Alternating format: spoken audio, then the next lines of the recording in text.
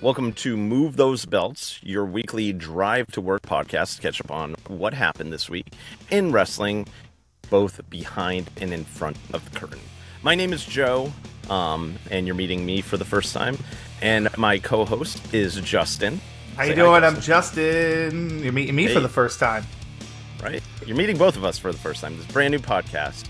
And what we are essentially doing with this podcast, it's going to be a reactionary podcast to the major WWE shows, Raw and SmackDown, as well as their PLE events. I guess that's kind of redundant. PLEs. Right? So most weeks it's going to be a half hour. Some weeks it'll be an hour. It all depends. Some weeks it'll be 2 hours.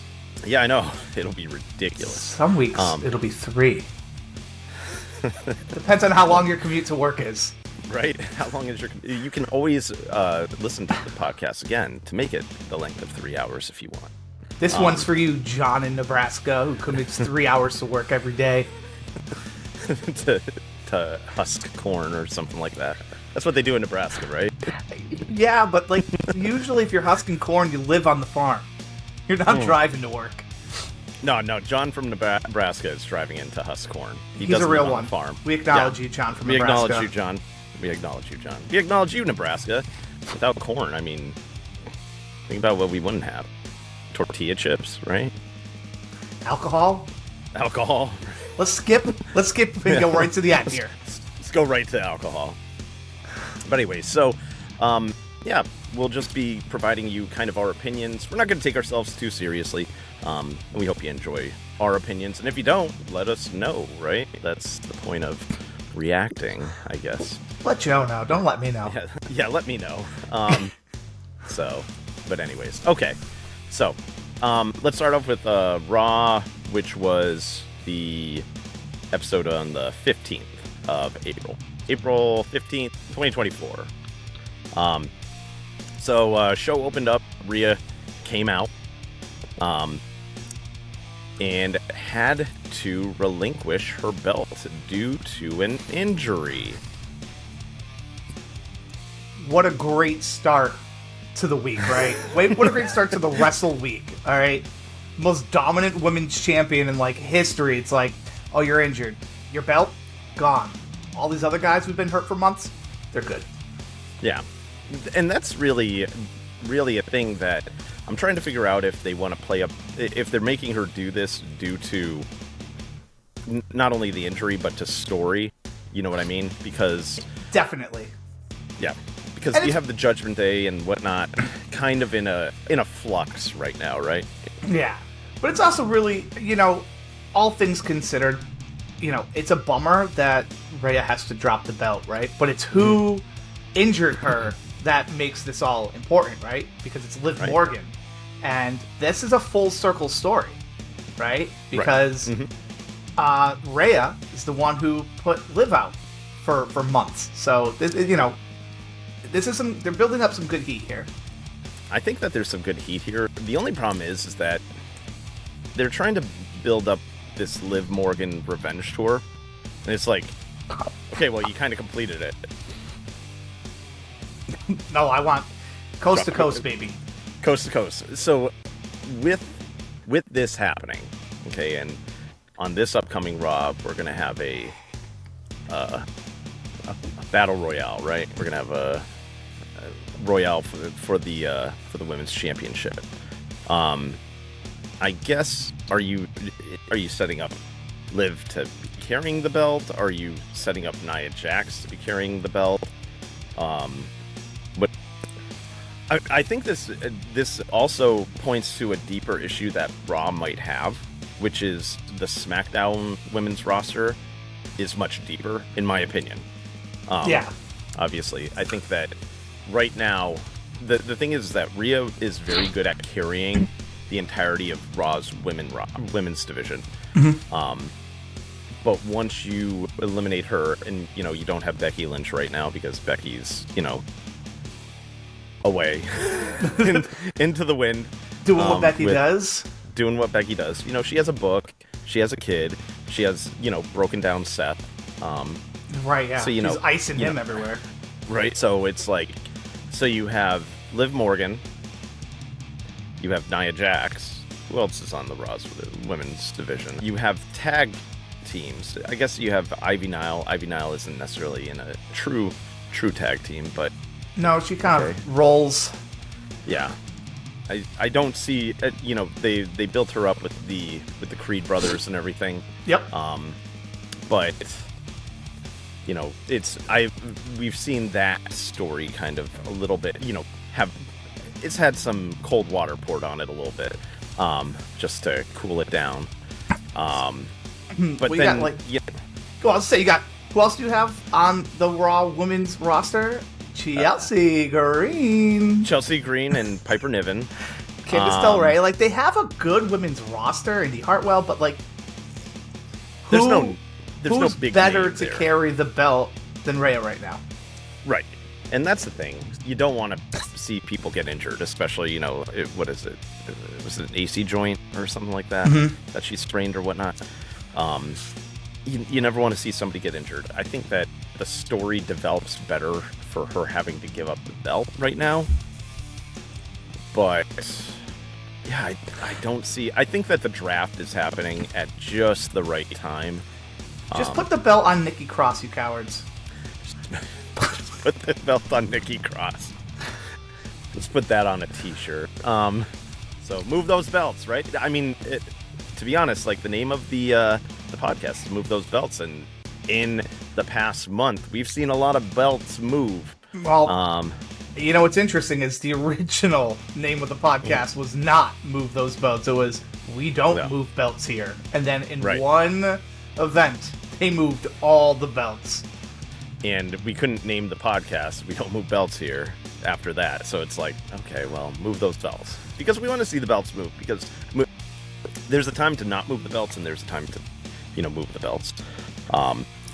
So, you know, we'll see. I just think that it we'll see how things go without having a healthy Rhea Ripley. I mean, she hadn't been wrestling on Raw anyways, you know, waiting for the match with Becky Lynch.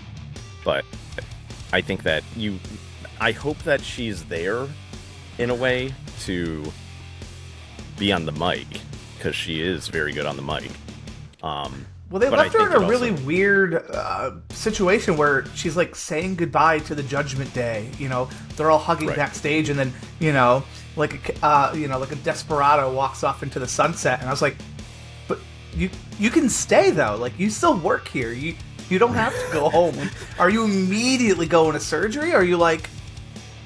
I just thought that was an interesting way. Like, maybe that's some storytelling inside of its own. You know, maybe she's walking away from the Judgment Day when she comes back. She'll be face. I don't know. It's you can't boo her. You cannot boo mommy. Okay, so let's move on to our next bullet point, which is Sheamus. Sheamus is back. Let's go, really brother. Cool. Yep. Welcome back, brother. Yeah, welcome back, brother. Sheamus is a worker. I think that he's a workhorse. You can bring him out against anyone. You can put him against, you know, he was wrestling Ivar in this match. You know, which I have a sub point for that. But I think, you know, Sheamus can fight Ivar. He can fight John Cena. He could fight Cody Rhodes. You can have Sheamus fight anyone on the roster because, you know, Sheamus is capable of doing it. And one thing that I just think that's pretty terrible from people is immediately people talking about the type of shape Sheamus is in. And that's been circulating online, and I think even Sheamus responded to it. But, you know, they're talking about how, Sheamus looks big, he doesn't look in shape. And it's like, well, Sheamus is probably in better shape than probably 95%. Maybe not me, but of the yeah, I know, obviously. Oh, of the roster. Oh, my apologies. No, of humans. You know, he's probably in pretty phenomenal shape. It's just that being in great shape doesn't necessarily mean you look as cut and everything as you are. I mean, I still saw Sheamus pick up Ivar. I mean, It's like, yeah, and that's a 300-pound man. You know, that's some men who don't look like they're in shape but are in incredible shape. Mark Henry. Remember Mark Henry? Yep. I would have never thought that man was extremely healthy. Dude, I'll even give it to Ivar. Man, that's a big dude doing cartwheels and moonsaults. Get out of here with that body image stuff. Yep. Sheamus is in great shape. And that's the thing, like, it's weird that these guys on the internet are suddenly like, oh, well, Sheamus looks like he's in terrible shape. It's like, what are you doing? You know, like, what are we doing here? It's gonna give Raw or SmackDown, wherever Sheamus ends up landing, a pretty good, you know, I think he's able to deliver in the mid-card right now especially. So I think that adds a lot, because in the mid-card, we've had not a ton of great... You know, we've seen a lot of the same names over and over again. I just want to see Sheamus put a boot through Bronson Reed's face. Yeah, right? Don't you want to see that? Oh, God. God. Yeah, Bronson Reed. But, so, Ivar. Let's talk about Ivar for a second. Dude, I feel so bad for him, because he needs to go out there and lose almost every match to whoever he's facing to give them the push. And it's like, why don't you just give Ivar the push? Yeah. The dude, like you said, the dude can doomsault off, you know, off the top rope. You know, a 300-pound man, you know, just moonsaulting off the top rope and everything. And just, I think that his athleticism is there. I'm not saying that he can hold a world title, but, you know. I'll tell you, that man could probably hold a U.S. championship belt. That'd be a good one for him. Yeah. If we could ever get it off of frickin'... Never mind. Right. So, I just hope... Okay. I do kind of hope that when Eric comes back and, you know, and they're the Viking Raiders again, like, you know, it got a little stale towards the end of their big, you know, I mean, infinite feuds with New Day and Alpha Academy and stuff, but, like, I don't know, they were definitely a solid tag team, so... yeah. And what they need are solid tag teams right now, especially rolling into the next segment, which are the new tag team belts, the new Raw tag team belts. Okay, they unveiled them to the Awesome Truth, the team of R-Truth and The Miz, and they're very round. They're very round. So I still haven't landed on whether or not I like them. They're different, but it's different good. I mean, the last ones are circular, but these ones are... I'm not gonna lie, they almost look like indie belts. Like, you see belts like this on, like, the local wrestling championships. Yeah, I think what they're trying to do, and it's odd because this isn't the case over on SmackDown. We'll get to that in a moment. They're trying to make the belts look similar. You know, so the World Heavyweight Championship, the Women's Heavyweight Championship, it's Women's Heavyweight Championship on Raw, right? And the Tag Team belts there all have a similar look. And they do. There's a lot of gold. Like, a lot of gold. And it's tight. A lot of gold and black. Right? Yeah. It's not spaced out. There's not filler in between. It's like, this is a solid plate of gold. Right. The only thing that I would say that is a little bit jarring on the belt is the WWE symbol that they have there on those belts, because it seems like they're going with, like, a lot of gold filigree and everything, and then you have this very modern symbol in the middle, and it's like, you know, whereas I think on like, let's say the Undisputed championship belt and the Women's championship belt, it has the WW on there, but it works because it's the whole belt basically. Yeah. I think that you like the heavyweight championship belt. You've said you've loved that belt, and I can understand it. It's grown on me. Don't get me wrong. Yep. I'm just not sure if I'm in love with it. So, and I think these tag championships are the same in a sense, but I think they're a little bit more not so great. If I think that they're fine, but are they better than the old ones? I don't think so. I think the old ones have a very classic cool to them. Well, they had the red, the strap. The strap is what like identified the brand, and now these newer ones just kind of have the red lettering, right? It's a black strap with red lettering, or it's not even red lettering. It's red background on silver lettering. I think it's an interesting choice. Yes, it's tough to identify them from far away and go, those are the Raw belts. Right. So I think that, I think the real part of that entire thing that was awesome was R-Truth. Just interacting with Triple H. And, man. Just...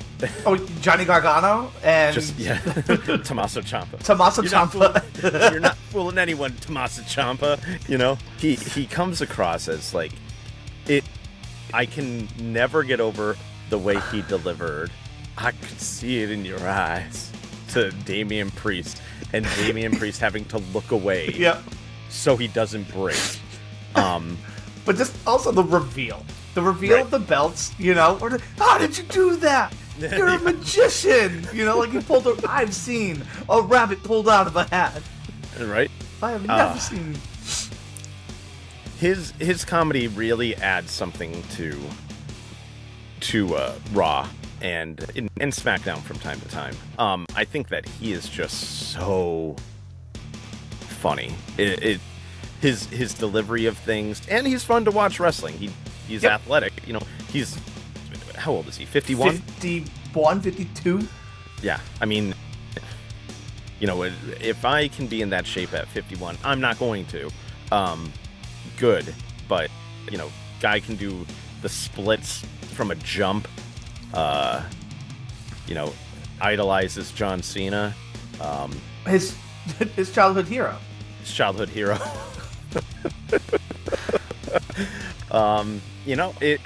I think that, and to be honest, I think Miz is a really good at playing the straight man for him, and really good at being the, kind of like the, okay, Truth, I don't want to be in the Judgment Day, you're not in the Judgment Day, that sort of character that kind of is reeling him in constantly. Almost like a guardian. He's like... Yes. He's a babysitter for Truth, And but it is kind of great to see Miz back in a likable role again, because I never hated The Miz. I grew up watching The Miz on Real World, but it's good. I'll never be able to boo The Miz. I could definitely be annoyed with The Miz. I'm like, I'm not feeling this right now. The Miz is out, whatever. But I never hate him. But now I'm like, man, he's the best. Yeah, and I anticipate we'll see The Miz return to more of a heel role at some point, but that's down the line. They have the belts right now. I don't really see another Raw tag team that would actually drag it away from them at the moment, because at the moment I don't think this is going to be a long title reign, but I think it's going to be a fun one. So, and that brings us to the 3-way tag match with the Creed brothers, DIY, and New Day, all vying to be what are they? Number one contenders for the belt, for the belts, I should say. So it was a pretty good match. I thought that the match was very entertaining, and I think DIY deserved it out of everyone. So good on them. I remember going back and forth on that one. I was like, I honestly have these 3 teams. I think it's DIY, and they're the one team where I'm like, I couldn't have cared less about a couple months ago, but now I'm like, right, all right, I'm in. Let's do this. Especially Ciampa, I'm like, I don't care. Right. I think that the thing is that their embracement of R-Truth's joke, Regeneration X. The Regeneration X of being Triple H and Shawn Michaels, and just going through all of that. I think that's been the fun part of them. They've also been pretty good in matches. I think I kind of was very hard on them early on, because I was like, I don't care about this. I don't care about DIY, But it has grown. They've grown on me. Whereas the Creed brothers have never gotten over on me, because they had the most bullshit rise to the top. Fucking incredible. Oh my God. It was incredible.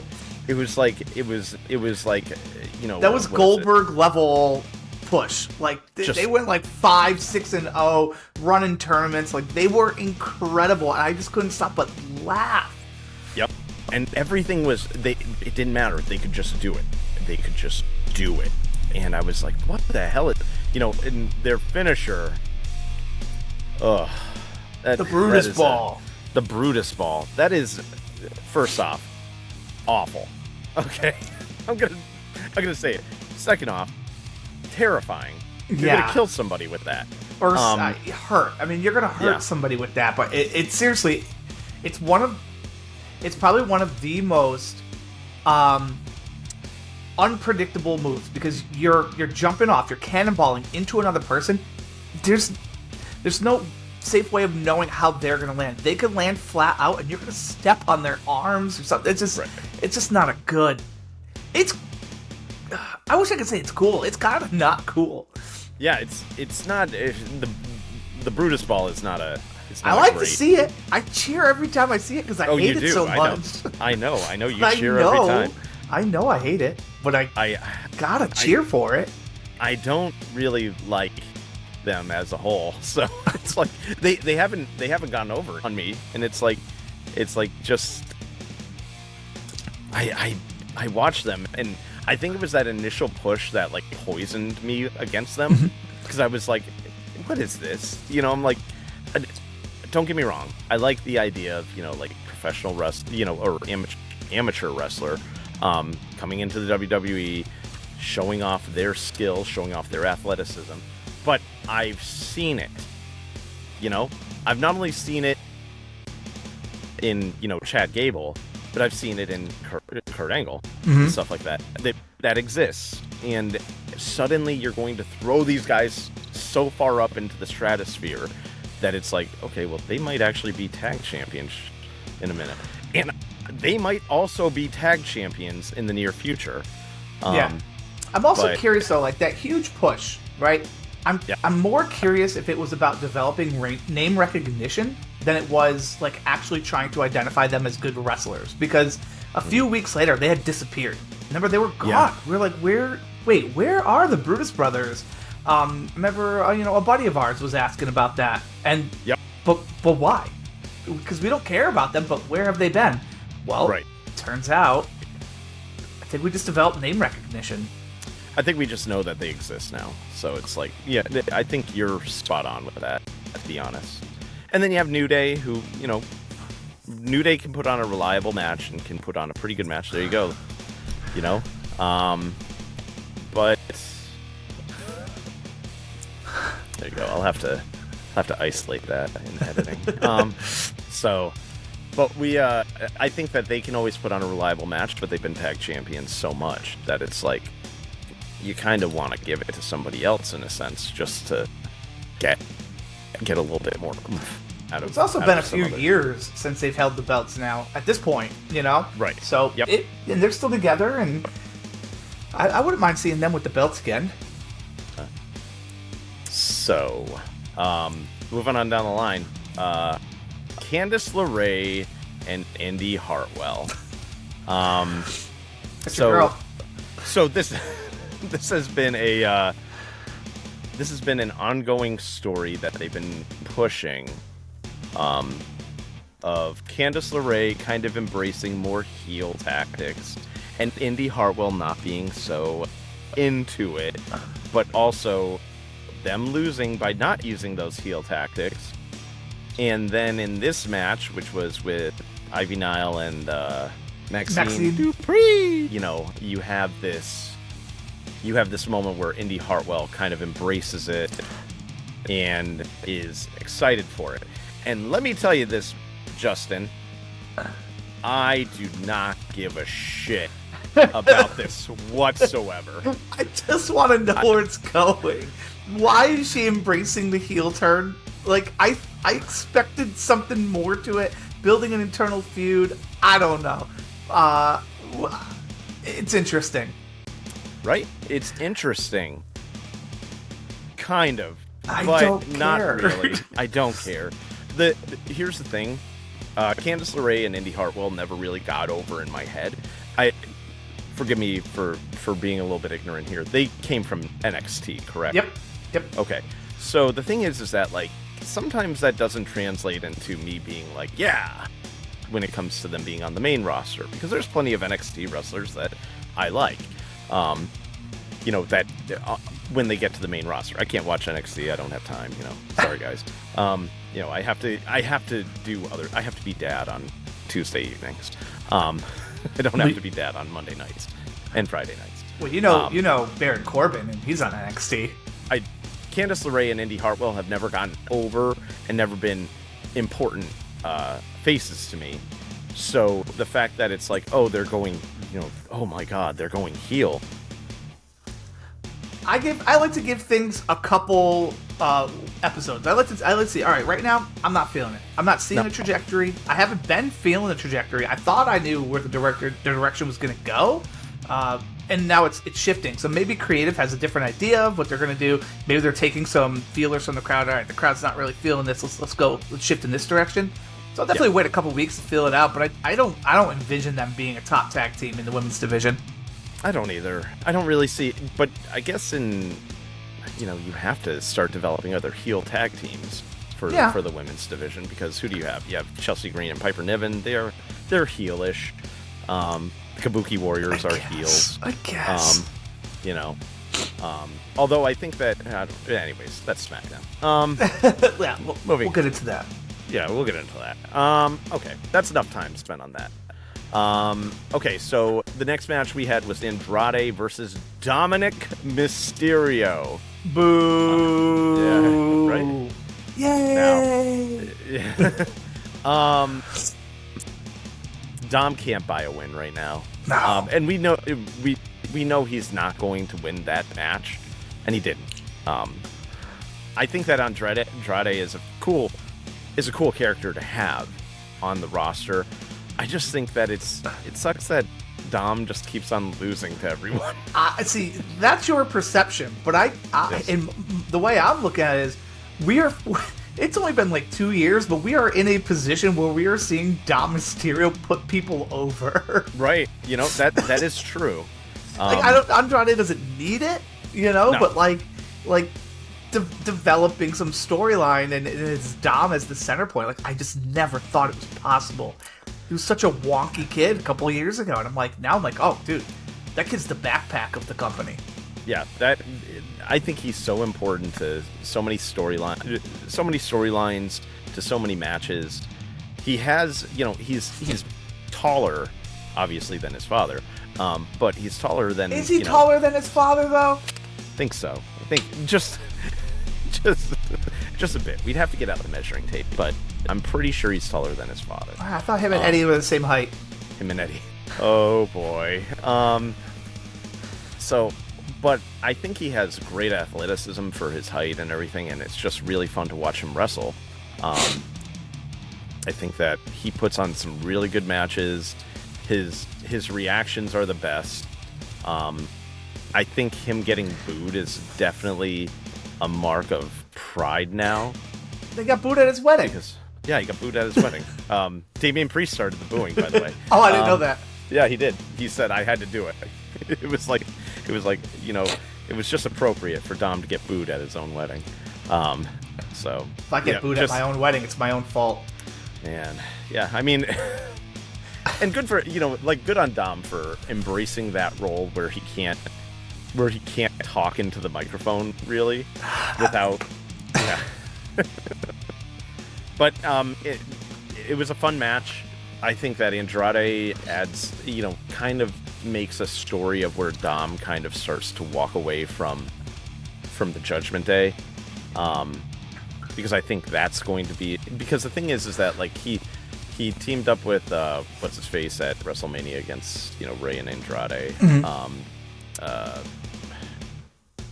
My God, what is his name? The Emperor. Who? Are we really both forgetting his name? Santos Escobar. I was like Santos Escobar. I was like Lagina de Fasma? Yeah, no, Santos. Yeah. Yeah. So Cut that I out. think that, yeah, I know, right? That long pause, or we leave it in there, make it really awkward. No, so he joins up with Santos, and I think that Dom's kind of going between things now, and especially with Rhea being gone, I think that opens the door for Dom being like, because who was it? Finn Balor, tweeted or whatnot that, it's time for wrestling court for Dom. And second, first off, Finn Balor, it's time for wrestling court with you, Jesus. Remember when you were in the main event and now you're, now what are you? We'll get back there. Like he's... he's our first ever undisputed Universal Champion. Right. And I enjoy Finn Balor, but, it's like, dude, what are you doing? Stop. You held the tag team championship, but you probably shouldn't have held it as long as you did. Yeah. Give us the demon back. Go after Damien. Yeah. So I think that's another storyline that can develop there. Moving on. Women's tag match. Chelsea Green, Piper Niven versus the Party Starters.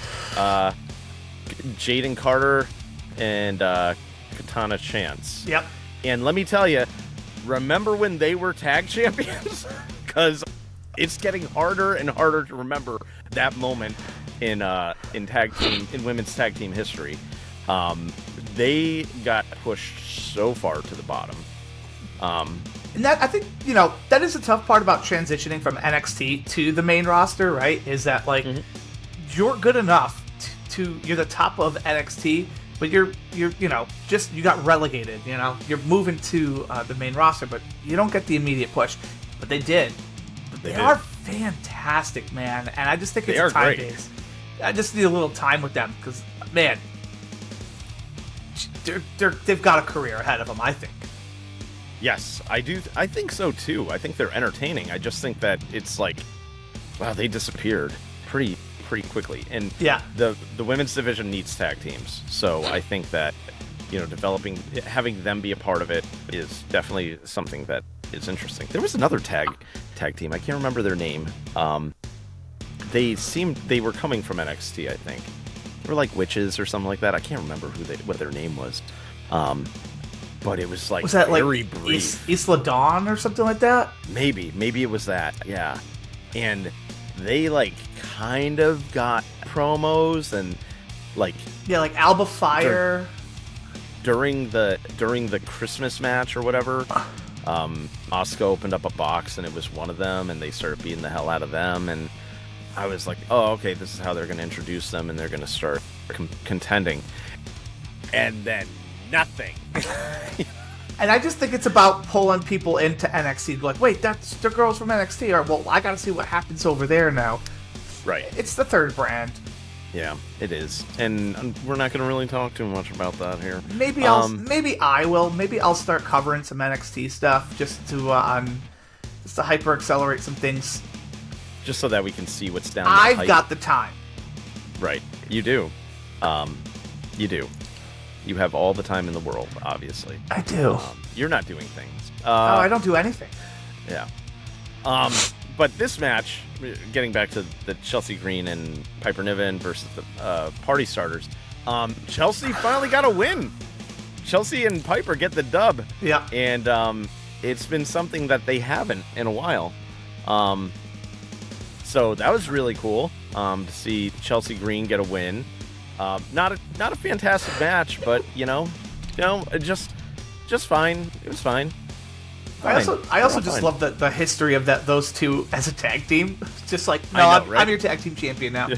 Okay, all right, you're in. I was like, oh, okay. They're just like an odd pairing, but it works. I think. I don't hate it. I don't know. So what happens when Sonya comes back? Sonya Deville, by the way. Yeah. And they were tag champions. Yep. They won the tag championship together. Piper Niven never won the tag championship. So she just hostile takeover. She just was like, I'm your teammate now, and it's like, well, okay. Eminent domain. Yeah. So that was kind of funny. Okay, so we get to, I think it was the 10 o'clock hour We had Cody come out.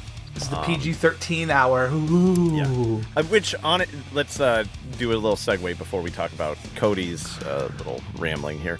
I think WWE is much more PG-13 overall, because they are embracing swearing and blood during any moment, pretty much. And a lot more lately as well. A lot more. With the Rock coming back, I mean, everything was bleeped and blurred. I mean, I'm here for it, but I'm here for it. It's obviously not a young children's product anymore. It's not. I wouldn't necessarily watch it with my son and be like, "Oh yeah, this is fine." But Cody comes out. Thanks, Seth. I would have liked Seth to kind of give a promo after WrestleMania. Yeah. I know he's not the champ, and I know that Damian Priest came out with Judgment Day and cut a promo, but and I know Seth Rollins isn't the champ, but Seth could you could give Seth a 10-minute spot to cut a promo, thanking the crowd. Oh, he's the best at it, so you might as well. Yeah. I mean, you have some real talkers on Raw. You have, especially for the men's division, you have Cody, you have Seth, you have Drew, you have CM Punk. These are people who can get on the mic and talk. And I think that Seth deserved to have that, that kind of goodbye. Yep. For now. Right. But I guess, forgive me if I was thinking about it. I'm like, you don't want to have your wrestler do that because you can't suddenly bring them back and have it be unexpected, I guess. Well, I don't think we'll be seeing Seth for a while. I think he's confirmed surgery. Yeah.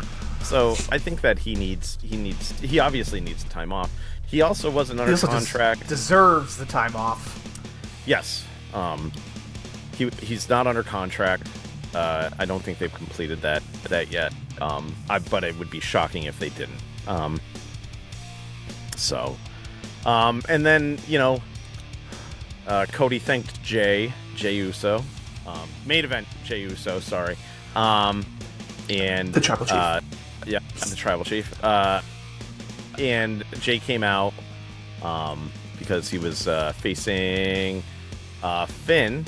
Mm-hmm. Finn Balor, and Cody offered to be in his corner, and Jay said, "I don't need anybody in my corner. Got to do this on my own."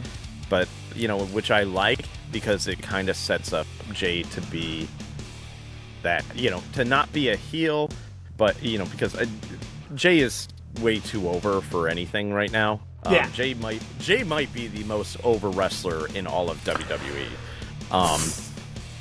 It's hard to that he long-term storytelling does this. Yeah, I think Jay will eventually have the big belt put on him. I think so. I think he deserves it too.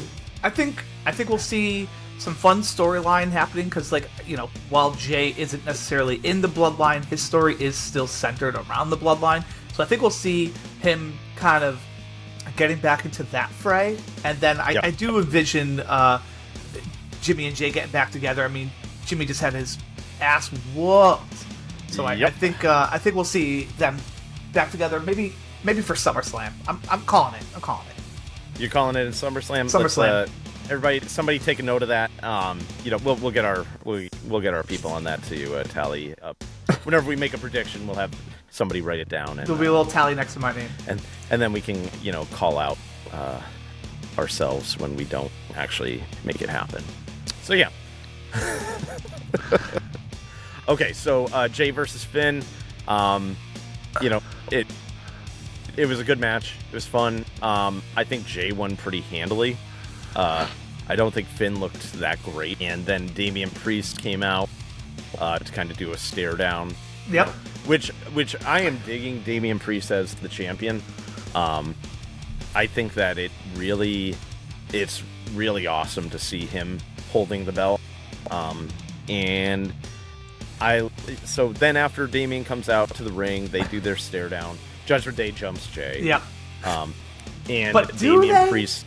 Do they jump Jay? Yeah, because he holds his own, and he beats. He does. Yeah, he holds his own against them.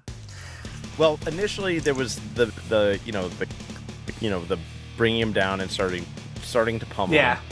And Damian looked really miffed. Did the arms up. Like, no, I don't want that. Yep. And giving us an even closer return to Damian. Giving us a thought that Damian Priest will definitely go face. Or at least have a face run with the belt for a little bit, which would be cool. I like Damian Priest a lot, so I think that would be a cool kind of another storyline put within a storyline, and and then like you said, Jay beats the shit out of the Judgment Day and then runs off. Yep. Well, I was going to say, yeah, he runs off, but that single cut that they do, that single take, not even a cut, that single take of Jay walking through the entire arena and then out the front door to meet up with Sami Zayn. And he's like, what are you looking at, man? Like, that was just such a cool single shot take that we don't get to see too often, They've been using that single shot take in some instances, and I think it really works for transitions rather than having the hard cut to something else. I think it's really cool, and it worked there. Now, if they keep on doing it, it'll get old. Yeah. It'll get stale, and we'll be like, okay, stop, They could just be finding their footing. Hey, how could we work this in? Where would this be beneficial? Because they're using it right now to go down to the ring and around the ring, which is kind of fine. This was cool to see them go out of the ring, out of the building. Yep. That was a cool shot, cool cinematography there. Yep. No, I agree 100%. So we then get to the main event, and it was Sami Zayn versus Chad Gable, and a banger of a match. This was an awesome match. Yep. Usually by this time, like, I'm starting to fall asleep during Raw. Just the third hour. Just the third hour, I'm tired. It's almost 11. Joe's got to go to bed. But, man, it was a banger of a match. It kept me awake. I thought it was good. There was no way Sami Zayn was losing the belt. In Montreal. No way. No way that he was going to lose it in Montreal. He's from Laval, which is, if you're looking at Montreal, it's to the northwest, I believe. And it's, I'm just like, yeah, there's no way this guy's losing the belt tonight. He's just gonna, it's gonna be, it's gonna be a close match, but Sammy's gonna win. And I think Chad is has gotten a Raw deal with that belt. I honestly think that Chad deserved to face Gunther again. Chad, that first match that they had together was one of the best matches I had seen in a long time. Like, talk about, like, edge of your seat wrestling. I was like, this is insane. This is the guy to do it. This is the guy to take down Gunther without a question. And then they had their two matches and, same song and dance, but man. Yeah. And then with Chad going heel, turning on Sammy, just getting tired of it. It works. Don't get me wrong. It works. But it's also like, why does he have to be the heel? That's the thing. No, I was gonna say, I was with you on that. It works. I mean, the guy has been kind of screwed over, and he didn't get screwed over in the Sammy match. He just straight up lost. But he just lost. Yeah. But I think he's snapping. I think we're seeing some, Perk Angle, Chad Gable. Nice, Perk Angle. So I think it works. I just wish that we had face Chad Gable, beat Gunther, and hold the IC belt rather than kind of making Sammy become IC champion because they wanted Sammy to hold the belt. Yeah. And Sammy is a worker, and Sammy is really good in ring, and he's entertaining. but I don't know if he deserved that push on the belt.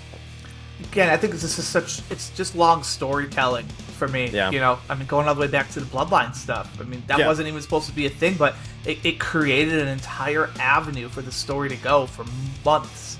Like, the whole Bloodline story could have been over, and the Sami angle added months to the story, which is obviously good for wrestling, right? Reasons to tune in. So I think this is more of a thank you than it is kind of anything else. Yeah, no, definitely. Yeah, okay, I can go with that. I don't see Sami holding on to the belt for a long time, but I do see. Again, I might say SummerSlam again. Chad Gable versus Sami. I think we'll see Gable take it. We're gonna go to the next major PLE for that to happen. That's 2 tally marks up here. We're gonna see. Right, 2 tally marks. So Chad takes the IC in SummerSlam, and what was your other one? That was we'll have to go to the court reporter for that. Jimmy J getting back together. Jimmy and Jay getting back together at SummerSlam. SummerSlam is going to be huge then if you're with your predictions here. Sign gotta me move those up. belts. Move those belts.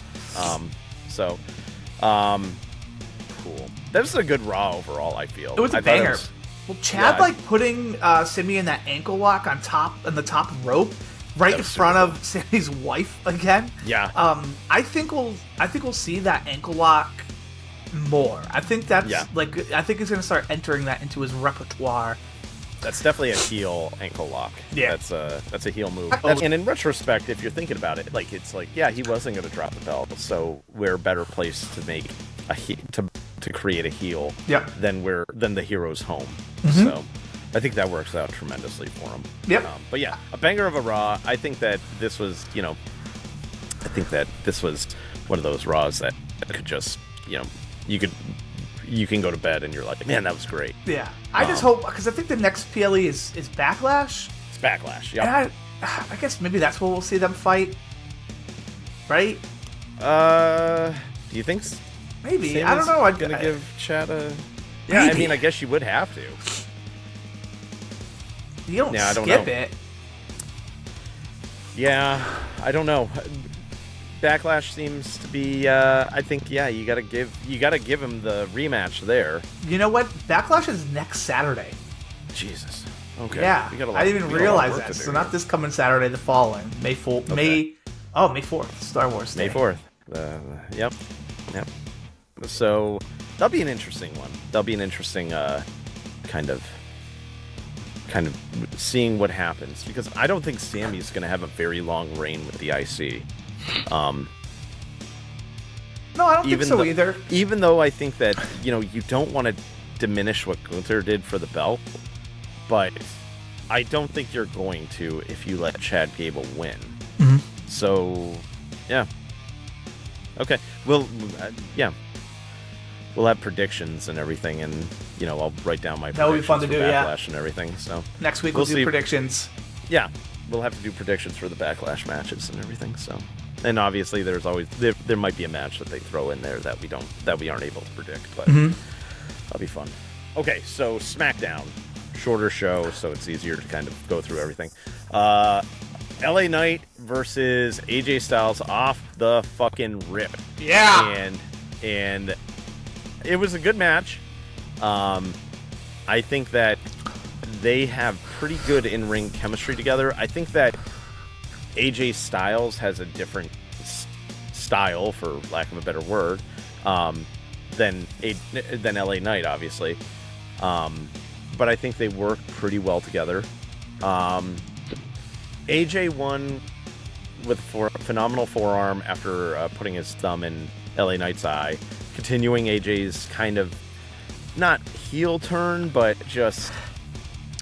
we were talking about this. I'm not feeling AJ as a heel, but I also am not I'm not feeling him as a heel. I don't know. He's like a selfishly motivated person without a direction. I don't know what his direction is. I don't know where he's going with this whole thing. But again, I like to give it a few weeks to try and feel it out. I'll wait 2 more weeks to try and figure out where we're going with Backlash next weekend. We'll see. Right. With so you're gonna have, it's AJ Styles versus Cody, Yep. and American Nightmare. I don't think AJ Styles is getting the belt. Does he just me. deserve it? Probably. Is he a great wrestler? Absolutely. I mean, is he AJ's gonna win carried it? the belt before, hasn't he? Yeah. Yeah. AJ's carried the belt. So I mean, I think at this point of his career, I don't think he get. Yeah. First off, if you take the belt off of Cody immediately, whoa. You're not doing You're it. not. You're not doing it. I said it before. Cody's traveling the world with this belt before they take it off of him. Yeah, it's a very, you have to kind of respect the run that happened before the loss of it. Yep. And otherwise you're negating both. So, I love LA Knight. I think that he's super entertaining. I think his mic skills are the best. And it just sucks that he has to keep on climbing. He gets, every time you think he's getting to the top, there's just a foot at the top and it just kicks him down like, 200 feet. And, it's like, I guess my thing is what is LA Knight going to do now?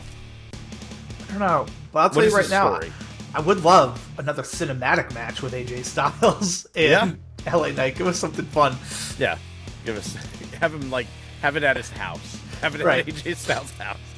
Just have LA Knight laying on the horn. Yeah. In his Slim Jim car. Yep, just in this. Oh man, no. I think since we've had plenty of Randy Orton KO for the U.S., I think that LA Knight needs to kind of recompose himself. They need to put that belt on him, and then he can continue to kind of rise in that manner. Get a belt on him, because honestly, his story is he gets screwed now. I mean, it's like we're seeing Dolph Ziggler. It should have been me. Yeah. So I thought it was a fine match. I think that they are both very entertaining wrestlers. It's too bad that we know that AJ's going to lose, but it is what it is. And I didn't think that LA Knight would beat Cody, but I guess this kind of protects LA Knight from that. Yeah. So, anywho, also, that was AJ's phenomenal forearm at the end of that match. That was probably one of the best ones I've ever seen. Yes. That was on a SmackDown. Like, the elevation he got on that thing was just... Okay, so we move on to the Solo as the Tribal Chief. Really kind of getting to this moment. It was a brief Solo moment. I want to talk more about it later, but initially when it all happened, the prior week, wasn't feeling it at all. And even this week, I kind of wasn't feeling it. And then I sat and thought about it for a little bit, and my opinion's changed. So put a pin in that. we'll put a pin in it, because I think you know what mine is. Yes. Okay, so then we have Triple H come out. We have the new belts unveiled. These are awesome fucking belts. These are awesome belts. And I'm not sure if it's just nostalgia that I'm like, oh, I love these belts because they look like what tag team belts should look like. They are super classy looking. Love it. The black and gold. Fucking, I'm a Boston Bruins fan, black and gold, but goddamn, those belts are just gorgeous. And let me tell you, I have never really cared about Grayson Waller and Austin Theory. I am starting to feel this tag team a little bit. Not gonna lie. Well, like it was when we talked about WrestleMania, when Grayson Waller went up the ladder, you were like, they did exactly what we always tell them to do. just go up the ladder and take the belts. Just do it. Just go up the ladder and take the belts. And they're the first tag team to just do it. Like, there was... I'm not too sure if there was, like, a botch that happened and something was supposed to happen. Somebody was outside the ring, supposed to fight them, whatever. They just went up all 12 steps and grabbed the belts. And that was it. Right. And, I mean, the name A-Town Down Under doesn't really vibe in my head, but whatever. But it's clever. It's clever. Grayson Waller is fucking great on the mic. And he's great just kind of overall. It's really... Yeah. Like, a lot of people will go, oh, Grayson Waller, whatever. I think that he's really developing into something. And his finisher is really cool. It's a stunner, but it's that rolling stunner, which is cool. And Austin Theory was supposed to be the next big thing. But I think that was a very Vince McMahon-ish push for him. Yeah, for sure. I mean, they were hanging out in his office and everything. It was like the last time we saw Vince on TV. Yeah, because, Austin Theory has the right body type that Vince likes for his wrestlers. But I think that even Austin Theory is pretty entertaining in the sense, and I like I said, I don't think these guys carry the belts for a very long time. But yeah. I was feeling like a couple months ago, maybe not even that long ago, 6 weeks ago, I was getting the vibe that they were going to turn on each other. Right. I was really getting that, and I was like, when is it going to happen? When is Austin Theory going to turn on Grayson Waller? Because they were like not helping. They weren't like tagging each other in. They weren't they were just not being a tag team, and I was like, they're going to turn on each other. It's going to be good. It's going to be fun. Now they're the tag champs with the new belts, and I'm like, it's going to happen, right? Right. I think they're too similar. I think Grayson Waller's way too cocky. I think they're both way too cocky. I think they're gonna go at it, and I think that's gonna be a good feud.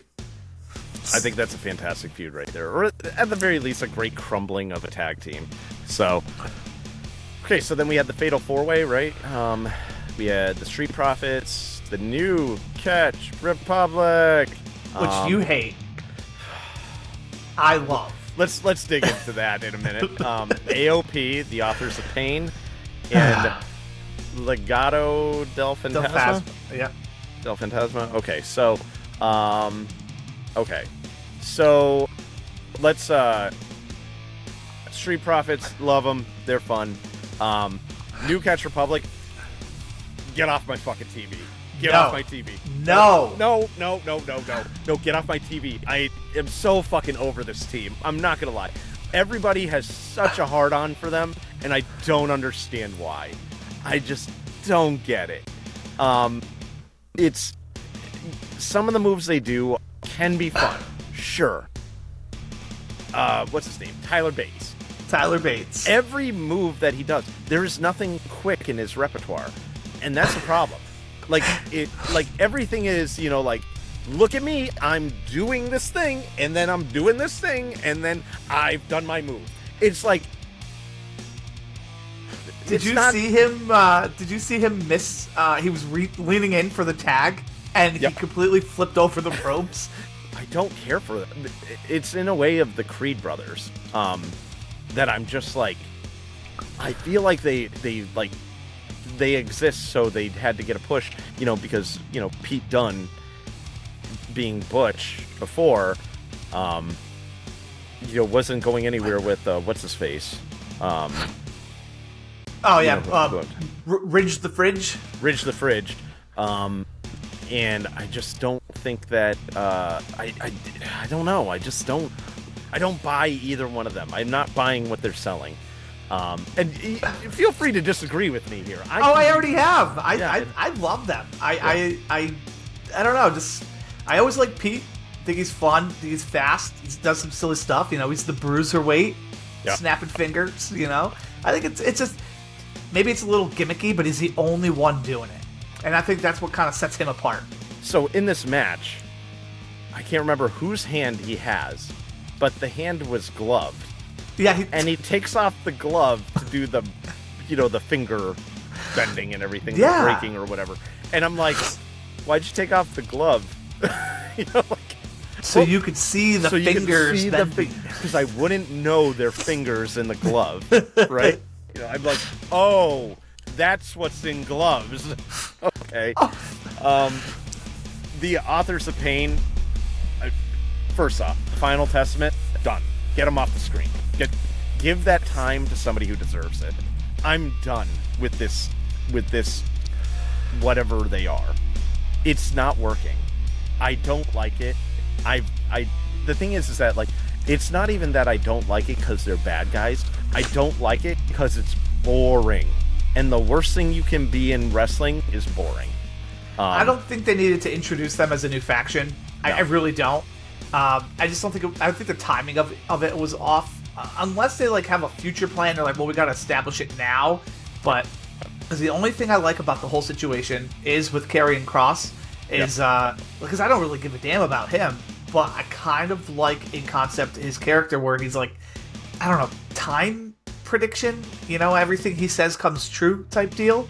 Yeah, but you can do that without a. You can do that without a group. You can do that without a faction. You can have, you know, this kind of idea that, you know, I'm this, you know, I'm this great mind and everything that I say, you know, comes to pass and everything. Yeah. And, you know, and then you can have it kind of be like, and now I'm going to win the championship and see if that's, you know, and just go back and watch that match again, and the AOP dudes, man, all they do is yell. Oh, they just yell, and they were yelling, and I'm like, ah! I'm like, why are you yelling? Ah!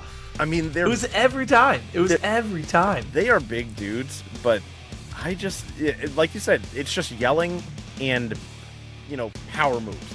It's got to be the super collider, the, you know, that sort of shit. It's like, what is happening here? Like, why are these guys in a match right now? Because and it's, I understand you have these big guys, and it's like, oh, they're the Authors of Pain, and they're crazy.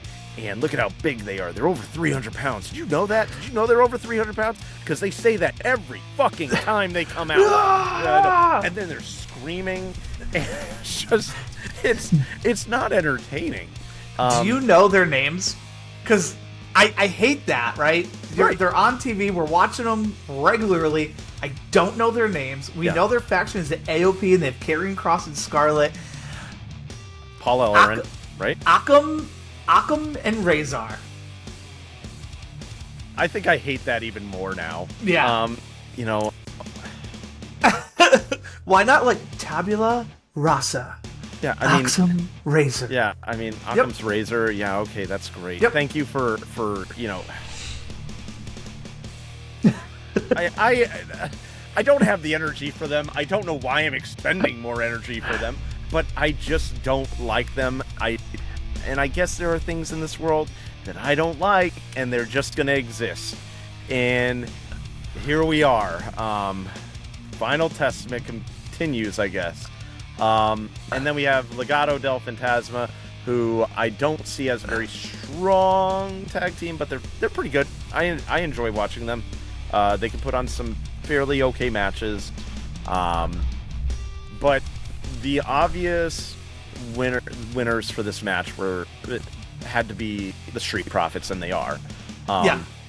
You know, we had said that it's like as soon as the match started, I'm like, there's one option. There's one logical tag team. Yep. Push them forward. Because you're going to create more heat with the Final Testament and, you know, Bobby Lashley's faction. So that, I guess, in the spirit of storytelling, that helps them. But I just feel like, you know, I kind of liked Bobby being more heelish. But I guess which is also another person that's hard to boo. You can't boo Bobby Lashley. He's just loved. He's just a good dude. Yeah, he's, you know, another 50-year-old that, you know, just he's young. He's 47. Oh, he's 47. I thought he was 50. Yeah. He's still in pretty great shape for being 47. That's a man that could kill me just by looking at me. So one thing I don't think they're talking about much with the Street Profits and B-Fab and Bobby. Do you know what their group's name is? No, I don't. They haven't really said it. They haven't really said it, but they're the Pride, I believe. The Pride. Okay. Yeah. I absolutely love their entrance. I absolutely love Bobby's entrance. Yep. The boom, boom, and then the yeah, boom, just boom. Arms out. Or when they come out, just it's just a the double pump. Yep. Just double pump, and then the one, and I was like, that's cool. I love that. Super. Yeah, you do it all every time. Every time. It's every time. Every time. I love it. It's fun. Yeah. Right? They win. The Street Profits win. Montez Ford had that crazy height on the finisher. Misses just a little bit though. Like it's like, oh, you gotta hit that. You gotta hit that to make it look a little bit more legit. Mm-hmm. But that's fine. Street Profits were the team to win. I wanted them to win. They should win, and they did win. So perfect. Good stuff.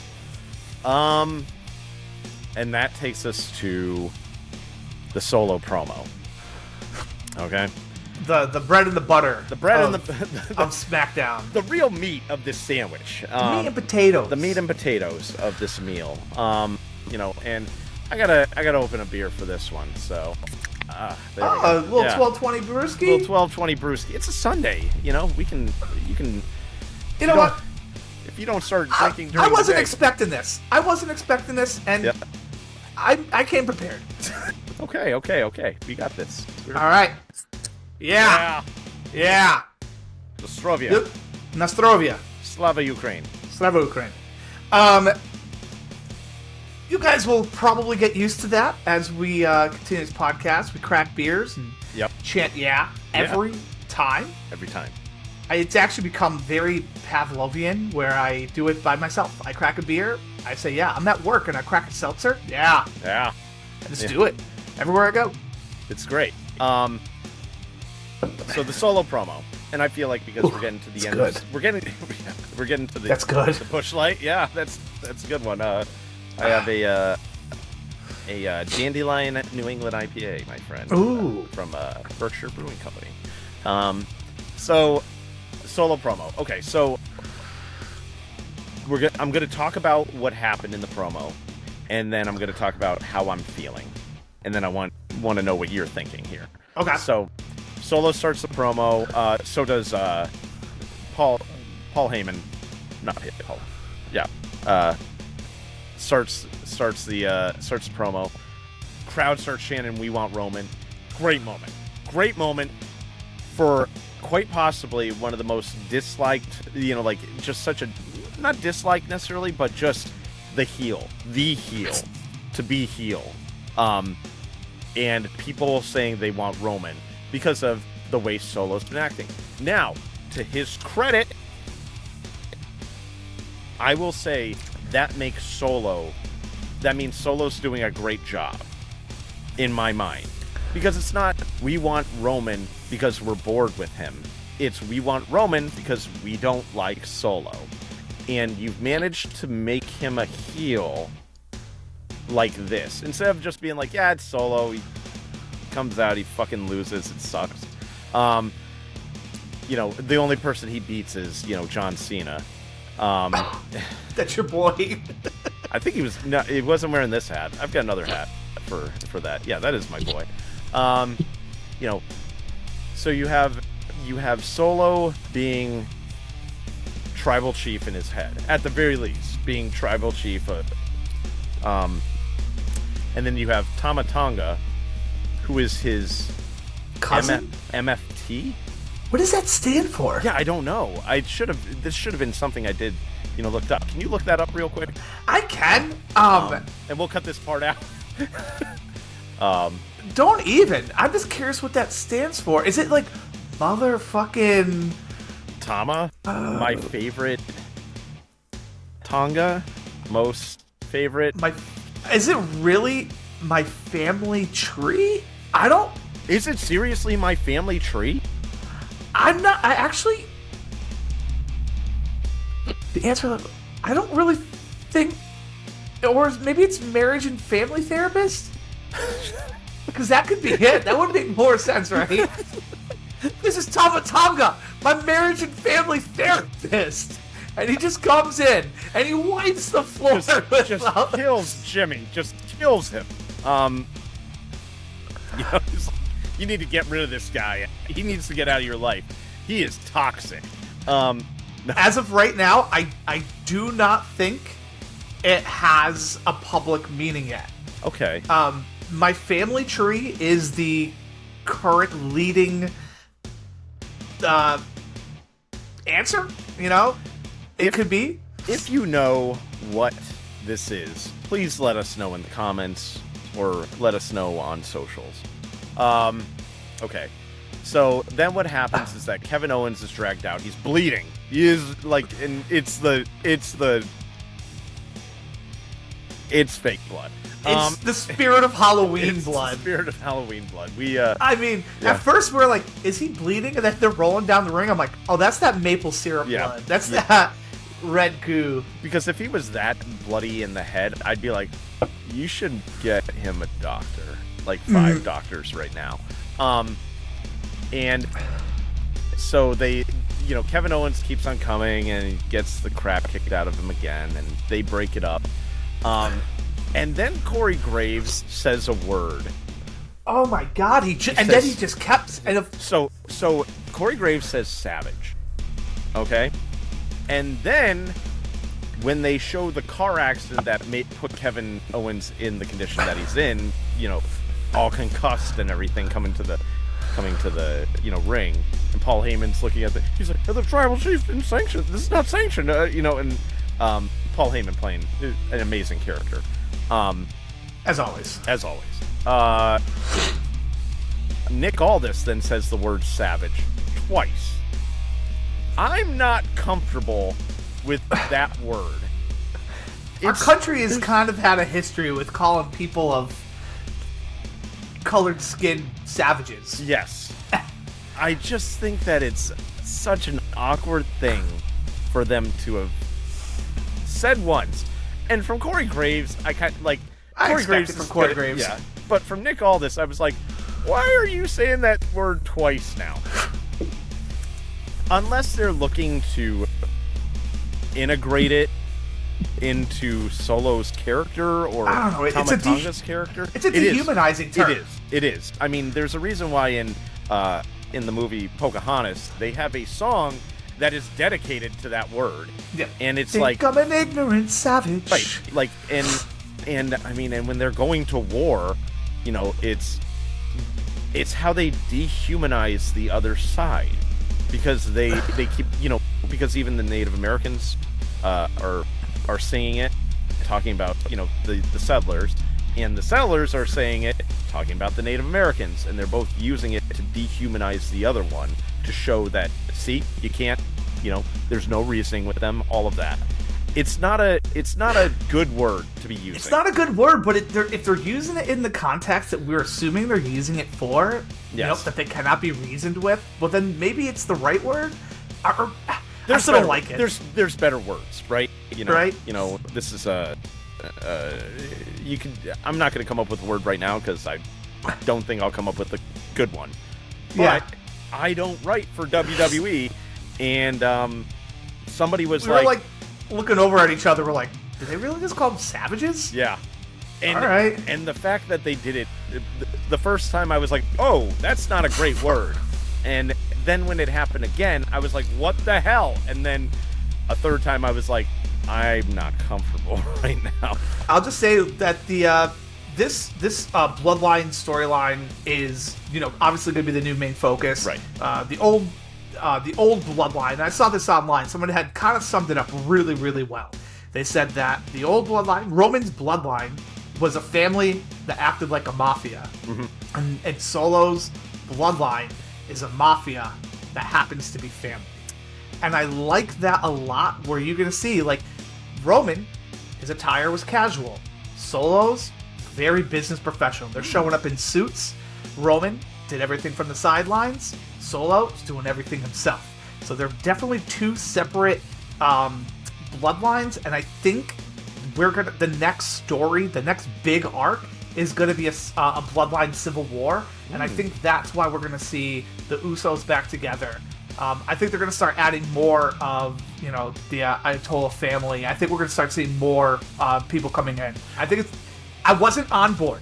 I wasn't sure if I was gonna like it, but I love it, and Solo is killing it because he's been pretty boring lately, and he hasn't had a lot of mic time. He's killing it, and I'm aboard the hype train.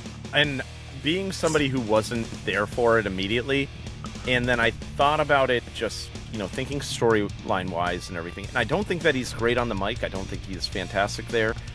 I think that it's working though, and I was like, you know what, in retrospect, no, this is actually going much better than I thought it was initially.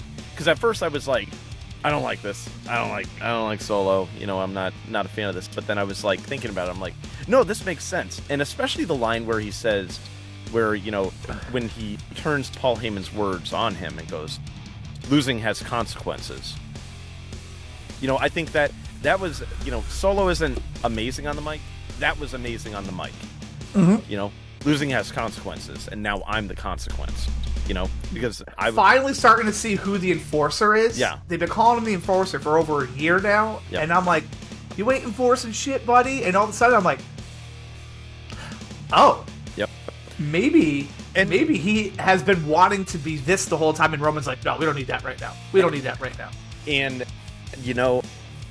you think back to the match in WrestleMania when Solo was in the ring with Roman and Cody, and Solo is screaming at Roman to pin him. And it's just like, okay, it's, the pieces start falling a little bit better into place. It's no longer like, where is this coming with Solo? No, it's coming from a good direction. And I think that this is very good storytelling. Keep it going. Don't fuck this up, please. Don't just try to resolve this in 2 weeks. No, keep this going. Yeah. This is your Marvel Comics summer story. Right. This is the big thing. This is your new drive. This is the one that's going to get butts in seats. This is what's going to get me to tune in. The wrestling that happens in between there, cool, whatever. I'm here to see how does this story progress, who's getting involved, who's turning the other way. I'm really excited for this new Bloodline storyline. This, potentially, and I mean this dead serious, I was thinking about this as I was driving. I know it's not as big, but when the NWO split and they became the Wolfpack and, they stayed the NWO Classic, whatever they were called, they could be doing this in a way that we always, the way that we deserve it. Because that got nonsensical. Right. This could be what that was supposed to be. I think they set up for Roman to return, be a face, and be like, what the hell is going on here, sort of thing, at some point. Not right now, but at some point, to come in and be like, yeah, the tribal chief never left. I'm surprised they never got the high chiefs involved. That would have been a cool way of, hey, the high chiefs don't want you involved anymore. Maybe that's coming up, Yeah, maybe. They're... Sorry, go ahead. Oh no, we know that the high chiefs exist because they acknowledged Roman, so we know that they're there. Mm-hmm. I'd like to see them back. All right, ready to talk about a real quick match? Yeah, let's talk about a real quick match. All right, Carlito versus Santos Escobar. Boring ass match. Do better. Couldn't have agreed more. I am not excited for Carlito or Santos Escobar. I don't know. I feel like it's kind of sputtered. You have this rivalry between his faction and the LWO, but it's like I think, I don't know. I'm not completely sold on Carlito yet. Yeah, it's great to see him back. He looks great. And he's involved in weekly stories, but that match wasn't it for me. Nope, just a boring ass match before the main event. Yeah. I think that I can't remember what we were doing while we were watching it, but I know that my focus went to more of that than the match. Yeah. Oh well, and I bet Dave Meltzer gave it 5 stars. Like, yeah. Okay, so main event for SmackDown: Naomi versus Bayley for the belt, for the women's women's championship. So new Bayley theme for when she came out. I wanted to comment on that theme. Mm-hmm.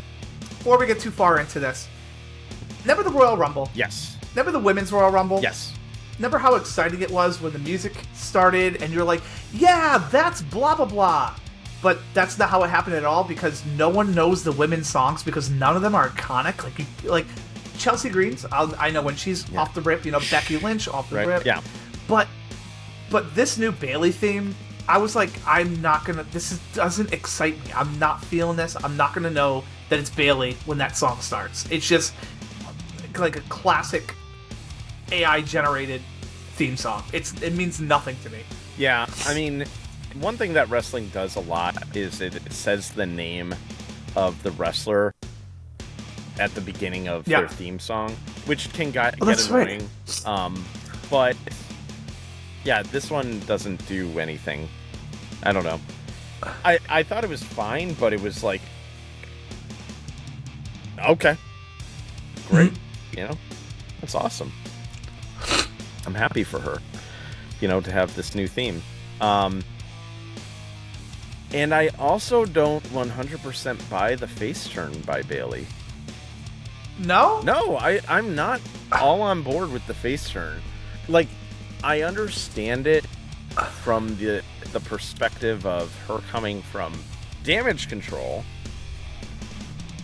but I don't think she's...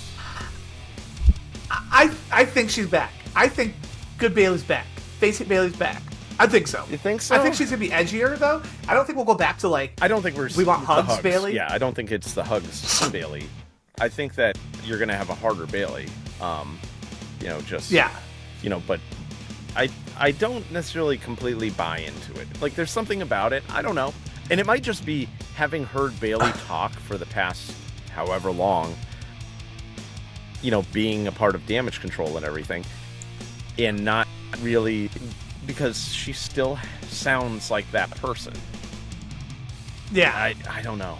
It's hard. It's hard for me to separate the two at this point.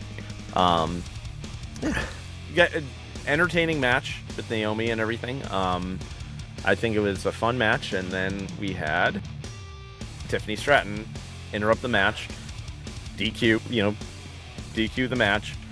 Tiffany Stratton beat the hell out of both of them, and then which we actually got pretty hyped for. That was really cool. And then she did the prettiest moonsault, and it really it was really awesome to kind of just see. She did to both of them as well. Yes, she laid them both out, and nailed the landing too. It was a perfect moonsault. She's so damn talented. Oh, God, Tiffany Stratton, just like the next great heel on SmackDown. At least if that's where she stays. So I think this will probably lead us into Backlash, where we have a three-way for the championship, probably. Yeah. Because Naomi still will want her chance, and Tiffany will be like, I think I deserve it, So we'll see. I think that's where they're going. But you need I don't think Damage Control is nearly as strong in their position as they once were. No. And it's one of those things, like, they only have the tag belts now. And I think they'll drop those pretty soon. Yeah, I think so too. And I think that and I think we know who they're probably going to drop them to. Yep, we definitely do. And so that's bring us to the end. I think that these are some really. I think that this was a good week for wrestling. This was a very good week for wrestling, actually. Some really entertaining matches. There are some stinkers, but you're gonna get that. Yeah. You're gonna get the times where you just don't care about things. But all in all, I think that we're getting a lot of good setup for future weeks, and especially Backlash. You know, Raw was a really entertaining Raw, and SmackDown was, you know, at its heights, very, very good. Yeah. You know, I think that the bottom was there, don't get me wrong, but, you know, just really, really entertaining times. I have a couple things to add on to that kind of happened like this morning and kind of this weekend. Okay. So things we said we weren't going to talk about NXT or any other brand. We're pretty much traditionally PLEs, Raw, SmackDown kind of guys, but you know, there's been a lot of the you know, I don't know, ARG type stuff that's been happening. They're the little flashes on screen when they had Triple H on screen, and you're like, what is that going to be? And everyone's kind of alluding to Uncle Howdy, you know, the faction, the Wyatt family faction, and I'm kind of here for it. Mm-hmm. Maybe that's how we get Alexa Bliss back. That'd be pretty cool. But Matt Hardy, who was big speculation to be coming into that, is actually signed with TNA. He's back in TNA. Wow. Okay. Yeah, I think that was like as of today or yesterday. He signed with TNA. So I think Jeff Hardy also has his contract might be up. So I think we'll see both brothers back in TNA, and we're gonna have broken Matt Hardy there. The Rock's daughter, Ava. I don't know if her last name is Johnson, but let's call her Ava. She is officially the youngest general manager in WWE history. She is the general manager of NXT. Oh, wow. Okay. Now, well, so you want to talk about nepotism? Yeah, I know, right? Yeah. There's that right there, but maybe it's good because I don't think she was doing pretty good in the Performance Center, so I think they found a way to keep her around. Right. Yeah. And then me and you had talked about the AR entrances, the alternate reality entrances, and those are going away. They keep them around a little bit, but those are some of they were awful. I don't think anyone could disagree. Roman's was just so bad. Becky Lynch's was bad. Yes. I mean, I love her to death, but that was just awful. But I had said that I think the coolest one was the Viking Raiders. Yes. So I will miss seeing that. That is the most disappointing one to see go. Yeah. And then you'd have... And it was like select stars had it. Not everybody had Street it. Profits had a solo cup. Yep. God. Judgment Day had the cloaked. So those things were pretty cool. They were like the cool. Stoic figures. That was kind of cool. They were like the... There's not they're not all bad. It's like, almost like the Four Horsemen sort of look to it. Yeah. It was a cool idea there. But with their giant wings behind them, though, you don't need that. Right. They already have a sick entrance. Yep. Finn for the people at home. I think Finn also got a new intro when he came out against. Oh, really? Jay. Yeah. It wasn't super different, but it was different enough where I noticed it. Okay. I'd say if you're interested, give that a listen back. What's his name? Jinder. Oh, dude, all of Indus here. Yeah. Not just Inder, you know. Yeah, he's Veer Mahan, he's coming, he's going. Yep. I mean, we had like 6 months of Veer Mahan is coming. Yeah. I saw him twice. Now he's out the door. Yep. I mean, I don't think it ever got over on the crowd, and you have more talent than you know what to do with. And when that happens... So they released them, they said, for budgetary constraints, and that's fine. Mm-hmm. I don't think they need to say anything other than that. You don't need to tell us anything. Jinder had that really cool promo that he did against The Rock. Yep. That was... Well, I think that might have been in Colorado, actually. I think that might have been Denver. Yeah. And I was like, wow, this is so cool. This is like a great Jinder. This is going to be so cool to see. That was the only time we saw it. And then he was gone. They were on NXT, and then they were gone. Yep. Also, I think on Twitter he posted, "I quit." He didn't even you can't fire me. I quit. You can't fire me. I quit. Well, then you don't get severance, man. Oh. Yeah. So it is what it is. There. Anything else? No, nothing much. Nothing else here. Really looking forward to next week's. Gonna have a lot more going on. Yes. So we'll have a lot more story. We'll have Backlash a week from next week's recording, so we'll be able to give some predictions. Justin's going to be running that one, so it'll probably run a whole lot better because we have run well over our time allotment here. So I have a lot of editing to do after this. Yeah. So, but that's fine. And it'll be a good time. I think that next week is going to be really interesting to see where everything's going. It's going to be great. Definitely. All right. So, if you liked what you saw, please subscribe to the podcast. We'd really, or I guess like what you saw. There's going to be socials somewhere on screen. They might be in the description. They might be in a different spot on screen. Yeah, maybe right there. Right there. So if you like what you heard, please consider subscribing. Again, new episodes every Monday. And we look forward to hanging out with you guys again. But until next time, take care. Bye-bye.